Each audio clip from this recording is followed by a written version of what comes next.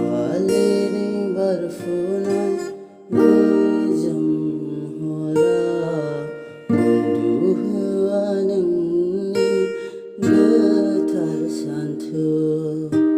Sangri Mani Jangnayau Nangkolana Ajlai Goman Jirayai Gadaira